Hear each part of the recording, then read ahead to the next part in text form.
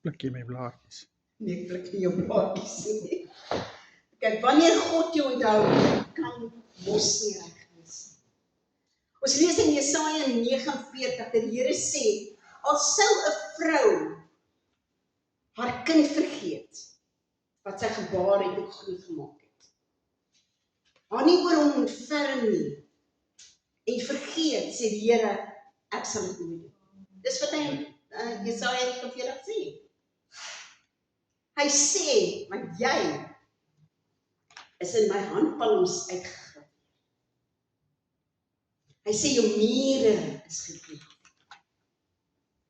In 'n ander deel van die skrif sê hy, ons is kosbaar in sy. 'n ander deel van die skrif sê dat die haar op ons hoof is genoem. Hy weet as een. Dis hoe kosbaar ons vir God is. Maar hier sê hy, wanneer God jou onthou.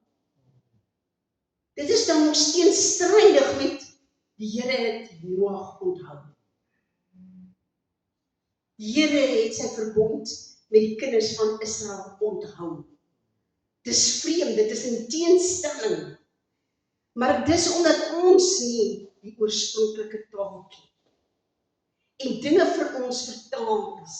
Die Hebreëus vir onthou is die woord zakar, wat vertaal word om op te tree in getrouheid. Om op te tree as gevolg van 'n verbond. Aktivering van 'n belofte. 'n goddelike ingryp of toetrede, verandering van 'n situasie, 'n bewuslike herinnering. So dis heeltemal anders as wat ons verstaan as ons sê die Here onthou. Hier sê hy, dis 'n ingrype, dis 'n aktivering, dit is 'n optrede as gevolg van sy verbond, heeltemal 'n ander situasie. So wanneer God onthou, in Genesis 8 vers 1 sê, en God het gedink aan Noag, nee, dis wat die woord sê, en aan al die wilde diere en aan al die vee wat saam met hom in die ark was, en God het 'n wind oor die aarde laat waai, so die waters gesak het. Die waters het nie onmiddellik gesak. Die wind het nie onmiddellik gewaai nie. God het gespreek en dit gebeur. Hy het dit geaktiveer toe hy gesê en God het homself herinner aan Noag. So en dan weet ons, die waters het begin sak, so dis van beskerming tot vrylating. Eers beskerm God hulle met die water, en dan aktiveer hy hulle vrylating. Hy aktiveer die wind om te waai, aktiveer die water om te laat sak, want hy het hulle onthou. Hy het hulle nooit vergeet nie, maar die seisoen, die tyd was verby, en God het die wind laat waai. In Genesis 2 vers 24 sê, en God het hulle geterm gehoor, en God het gedink aan sy verbond. Met Abraham, met Isak en met Jakob. So die Israeliete is nie onmiddellik vrygelaat. Eerstens het God met Moses gepraat, en het hom toegerus, en hy het hom gestuur na Farao toe, en hy het voor Farao gesê, laat my volk gaan. En Farao het hulle nie dadelik laat gaan nie. Maar dit was 'n aktivering weer. Die beweging het begin, en hulle is vrygelaat. Van slawerny tot bevryding. Wanneer God mense gebruik om jou te onthou op hierdie aarde gebruik God mense. Ons is medewerkers van God. Wanneer jy bid vir finansies, maak die Here nie die hemel oop en die finansies val nie. Nee, hy praat in 'n hart van iemand om jou te sien. Wanneer jy bid, Here, ek het hierdie kontrak nodig, dan praat die Here in die hart van iemand om daai kontrak vir jou te bring. Dis 'n aktivering, dis hoe God mense gebruik. In Korintiërs 3 vers 9, want ons is medewerkers van God, die akker van God, die gebou van God is julle. God laat ander mense jou onthou. En ek bid en ek vertrou en ek spreek dit oor jou, dat die Here mense jou gaan laat onthou. God gaan wees vir jou, omdat hy jou spesifiek gaan onthou. God laat mense jou onthou om jou te herstel tot jou posisie. En die Here vat my na Mephibosheth. Ek wil nou sy maar woord kon sê, Mephibosheth. En ons weet dat Dawid in 2 Samuel 4 kom Dawid aan die troon. En hy sê vir sy mense om hom, is daar enigiemand nog van die huis van Saul? Enige iemand, sodat ek guns aan Jonathan kan wys. Is daar enigiemand? Het Dawid onthou? Nee, God het hom herinner aan Saul. God het hom herinner aan Jonathan, want hy was 'n seun van Jonathan. En as ons die verhaal van Mephibosheth lees, dan weet ons toe die nuus by die paleis kom dat Saul en Jonathan doodgemaak is, het die kinderoppaster Mephibosheth gegryp en met hom gevlug. Want in daardie tyd as die koning aan bewind kom, die nuwe koning maak al die manne dood. Almal wat 'n troonopvolger kan wees. So Mephibosheth wat 'n prins is, vat hierdie kinderoppaster en sy vlug met hom. En in haar haas om weg te kom, struikel sy en sy laat hierdie seentjie val. En die woord sê vir my, hy breek al 2 sy bene en hy is met ander woorde nou krepeel vir die res van sy lewe. 'n Prins wat nou krepeel is. 'n Prins wat uit die paleis uit gejaag is of weggeneem is en 'n prins wat nou in totale armoede lewe. En hier kom Dawid. En die woord sê vir my, wag, ek gaan nou vir jou sien hoe lank het was, 15 jaar later, so hierdie is 'n jong, ek weet nie, ek dink hy was 2 jaar oud, so nou is hy 17 jaar, hierdie jong seun, hierdie prins wat in armoede lewe, hierdie prins en hy noem homself 'n hond, want hy skreeu. Hy kan niks doen, hy is van geen waarde vir niemand. En hier kom Dawid, 15 jaar later, en hy vra, is daar enigiemand in die huis van Saul, sodat ek guns aan Jonathan kan wys. En een van die slawe van Saul sê, ja, daar is 'n seun, daar's nog een prins wat lewe, maar hy skreeu. En nog 'n gebruik was, geen krepele mag voor die koning gekom. En Dawid sê, laat hom kom. En wat hy dan vir Mephibosheth bring, is hierdie vrees in hierdie jong seun dat hy hom gaan doodmaak, want hy weet nou hy lewe. En miskien gaan hy as troonopvolger wil opstaan, en hy wil hom doodmaak. Maar Dawid sê vir hom, solank as wat jy leef, sal jy aan my tafel eet. Jy kom terug paleis toe, waar jy hoort. So hierdie prins kry sy posisie, sy plek terug in die paleis, en die koning laat al sy besittings aan hom teruggegee word, en hy stel manne aan om hierdie besittings van hom te bestuur. Hierdie prins word herstel. Hy eet elke dag aan die tafel van 'n koning, van Dawid, en die woord sê vir my, hy was soos Dawid se seun. Die Here gebruik mense om jou posisie te herstel. Maak nie saak wat in jou lewe gebeur het nie. Maak nie saak of jy rykdom was en ryk sal erf en dinge gebeur nie en dit word van jou al weggeneem nie. Die Here sal dit aan jou teruggee. Want hy sê, en die Here het hom herinner. Dawid het onthou, en Mephibosheth, op 17-jarige ouderdom, word die prins wat hy was. Hy sit weer aan die tafel van die koning. Hy het weer sy skatte en sy besittings terug, en hy het weer water, wat hy vir 'n lang tyd nie gehad het. Wanneer die Here onthou, ontvang jy genade en herstel.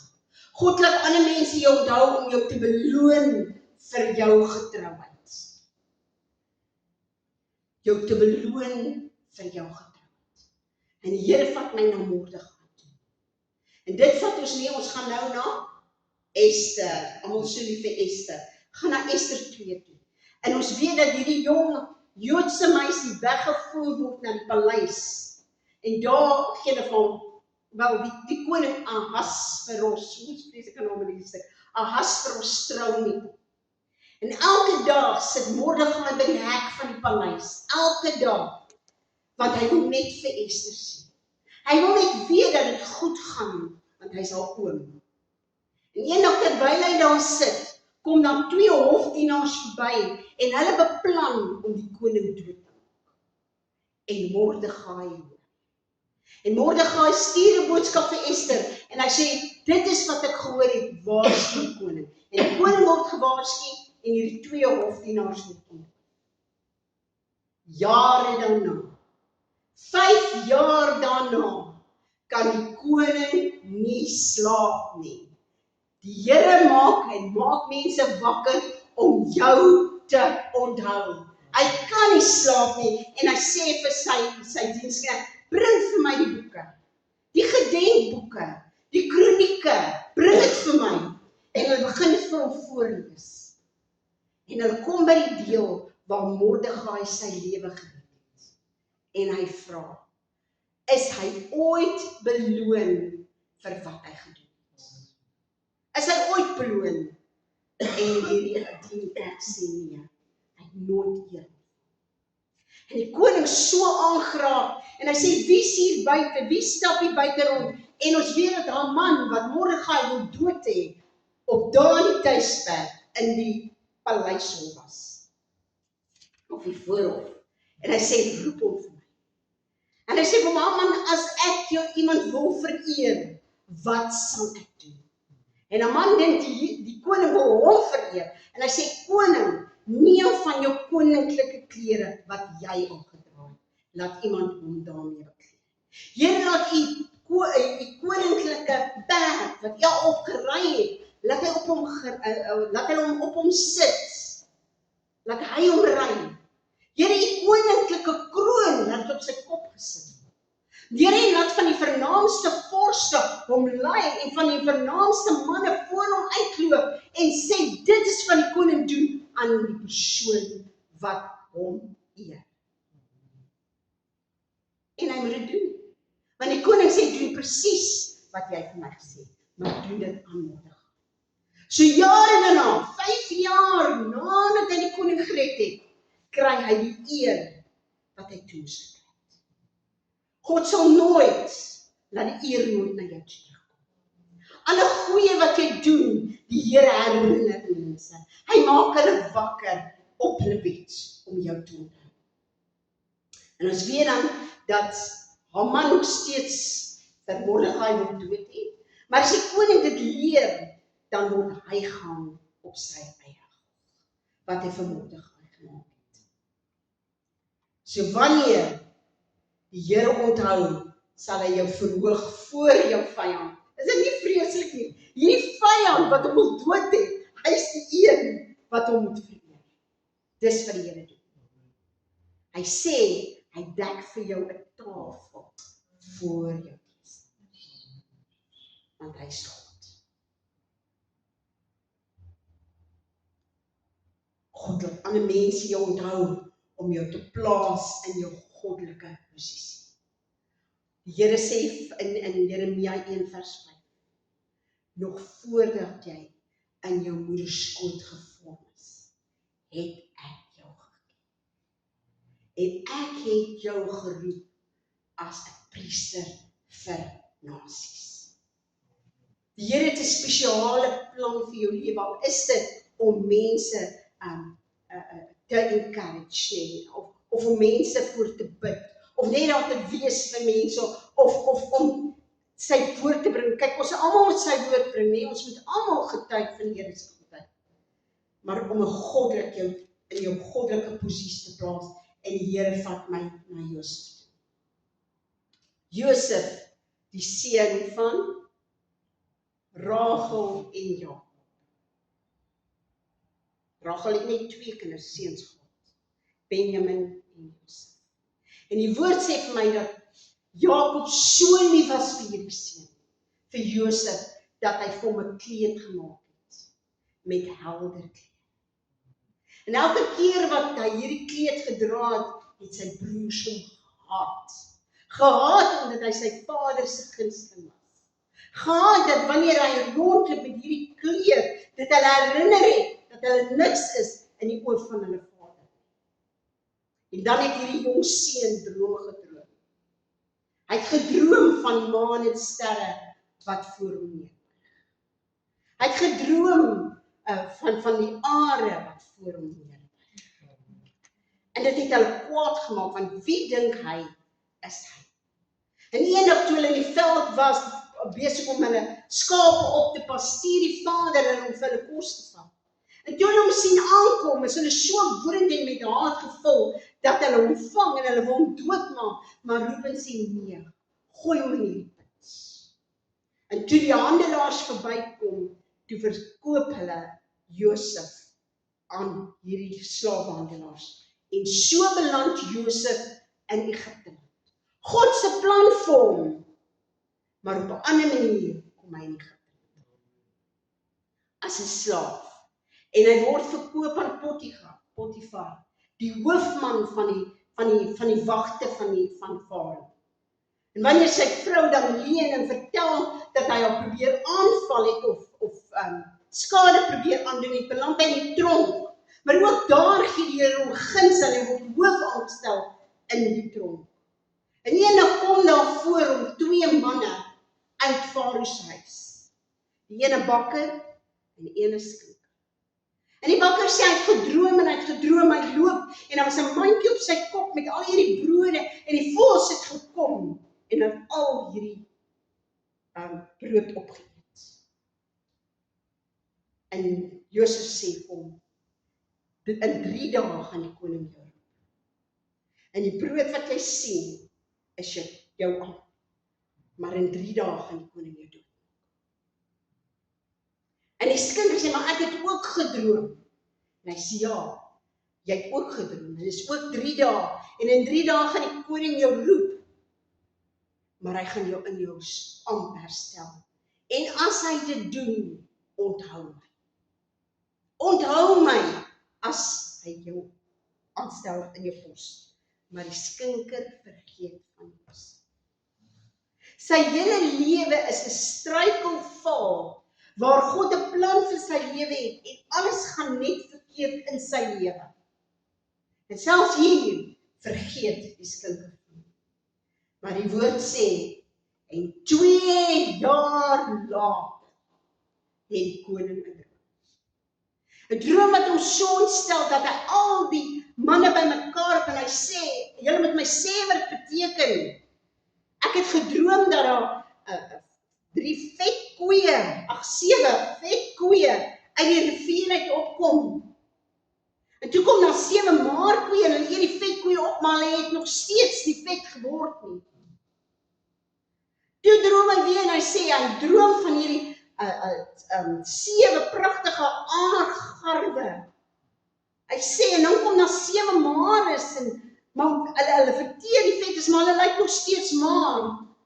En Josef sê, koning, dit is 7 jaar van oorvloed, en dan 7 jaar van 'n tekort. En dan daai 7 jaar van oorvloed, is dit verkeerd geweest? Nee, het is maar net 'n stukkie geskiep. Dan moet julle bymekaar maak. En ons weet dat daar 'n hongersnood is en later kom sy broers daar aan en hulle besef dat dit Josef is en dan hulle is bevrees. Maar Josef sê vir hulle, Genesis 50 vers 20. Maar Josef het hulle geantwoord, moenie bevrees wees nie, want is ek in die plek van God. Want julle het wel kwaad teen my bedink, maar God het dit in goeie gedink om te doen soos dit vandag is, om 'n groot volk in die lewe te hou. Hy plaas jou in die goddelike posisie. En die koning Farao stel hom aan om al die oorvloed te bring en daaroor in beheer te wees. En slegs hy was bo Josef. Jou goddelike posisie sal die Here herstel. Maak nie saak of jy van waar jy wil hê, eers in 'n put gaan, eers in 'n tronk gaan. Toe Josef daai oggend uitgeroep is na die koning toe hulle hom was, het hy nooit besef dat dit die dag is wat die Here die deure vir hom oopmaak. Dat dit die dag is dat die aarde voor hom neerbuig nie, die son en die maan voor hom neerbuig nie. Alles wat die Here hom gewys het, dat dit in werklikheid kom nie. Wanneer die Here mense jou laat onthou, word jy geplaas in jou posisie. En ek spreek oor jou, dat mense wakker sal word en jou onthou. Ek spreek oor jou, dat die Here jou vyande jou gaan. Dat hulle gaan sien hoe goed die Here in jou lewe is. Ek spreek in jou lewe, dat jy jou posisie gaan terugkry, omdat mense jou onthou. Waar jy ook al goed was vir mense, bid ek en spreek ek, dat hulle jou gaan onthou op hulle bennings. Hulle gaan onthou die dae wat jy vir hulle 'n geldjie gegee het. Hulle gaan onthou die dae wat jy hulle werk gegee het. Hulle gaan onthou die dae wat jy hulle nader getrek het, wanneer jy hulle situasie verander het. Want dis wat die Here beloof vandag. Hy sê jou situasie gaan verander, want ek gaan mense jou laat onthou. Ek gaan mense jou laat onthou. Kom ons staan.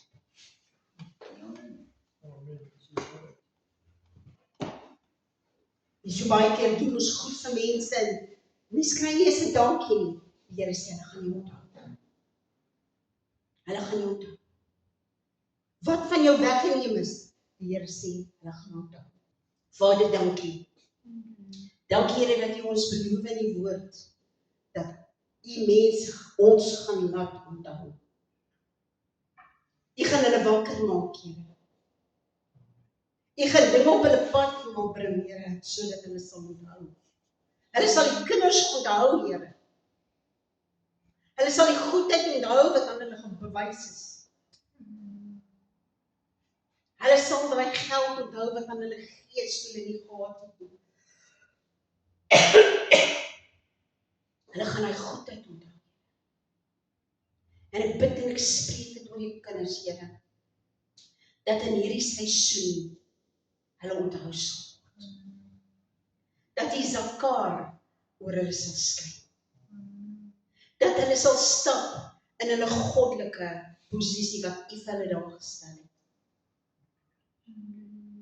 Here, U hef hulle op. En U dek vir hulle tafel, Here, in die aangesig van hulle vyande. En ons sê vir U dankie daarvoor, Here.